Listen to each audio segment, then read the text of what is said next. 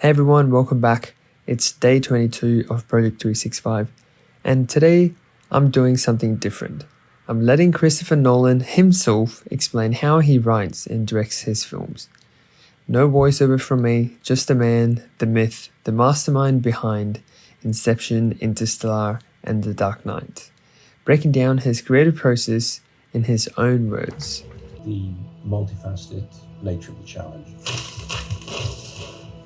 The idea of a narrative that's a maze or a labyrinth, rather than being above that maze and watching the characters make mistakes and wrong turns. You would enter into the maze kind of looking over their shoulder, make the wrong turns with them, and find the blind alleys with them. There's a feeling of reality, there's a feeling of being somewhere that matters.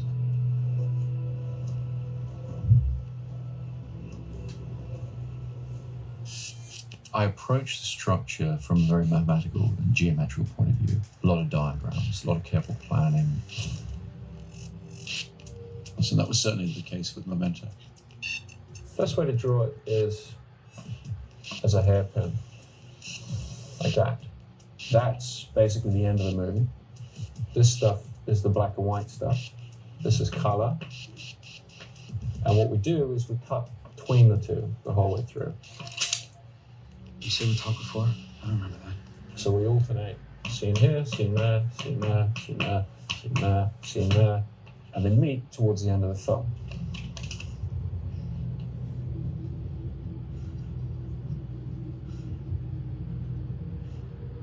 The thing that I started to develop and I've carried on ever since that is most certain is probably cross-cutting. I'll always try and intercut scenes based on a concept from music called a shepherd progression or shepherd tone. It's a series of ascending notes on a scale that, by emphasizing in volume different elements of the scale, it can continuously go up like a corkscrew effect or a barbershop pole. It's always rising. As one storyline is peaking, another one is building, and the third one is just starting out. Full speed! Keep coming around! Keep coming! 45's gonna drop his notes. I'll give you the signal. No, wait! Wait for him to commit to his line. You create a continuing rise in intensity narratively.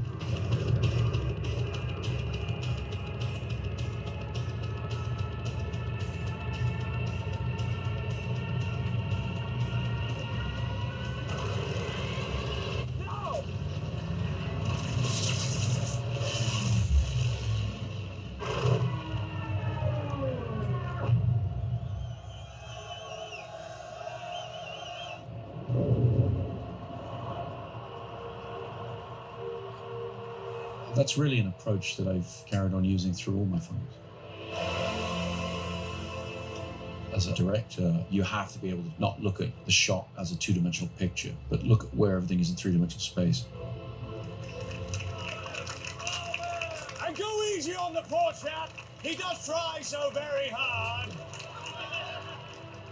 That's why I don't use a monitor on set to this day. I just stay by the camera because I want to see where is the camera, why is the camera where it is, and then place the camera according to my idea of what the point of view is. And I like to try and align the audience quite closely with the point of view of a character. Come on. The use of inserts is something I've maintained in all my films.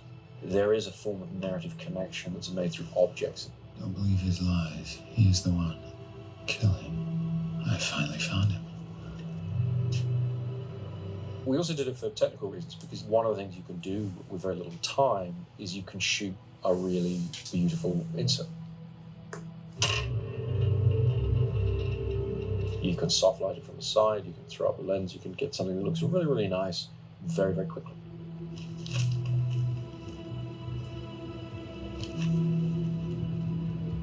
My fascination with storytelling in films is all about that subjectivity. It's all about whose point of view am I seeing the story from.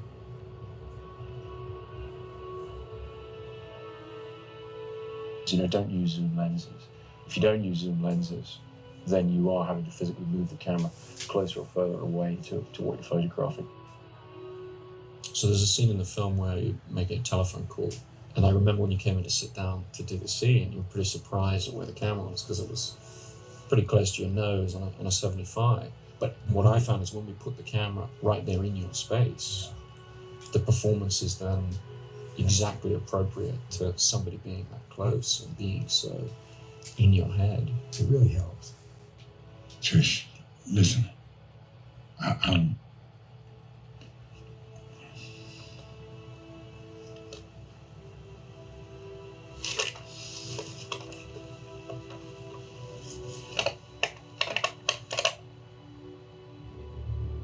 And I think that was the right approach for me and set me on the path of always thinking about and considering the point of view of the storytelling. This is what happens when an unstoppable force meets an immovable object. You truly are incorruptible, aren't you? Huh?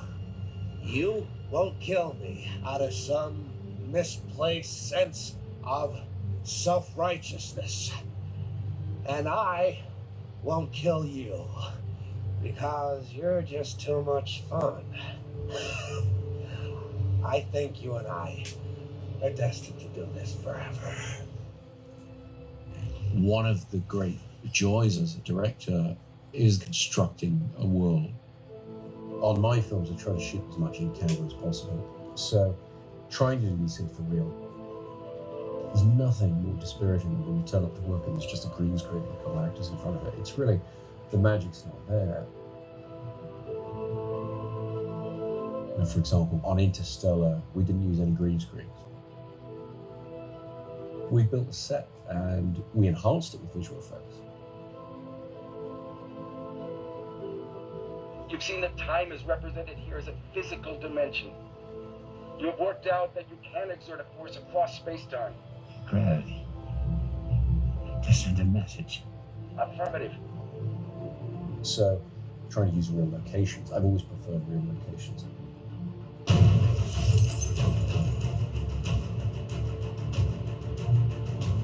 If you can believe in it, if you can relate it to the textures of everyday life, you're taking the audience on a more extreme journey. With no word from the Batman, even as they mourn Commissioner Loeb, these cops have to be wondering if the Joker will make good on his threat in the obituary column of the Gotham Times to kill the mayor.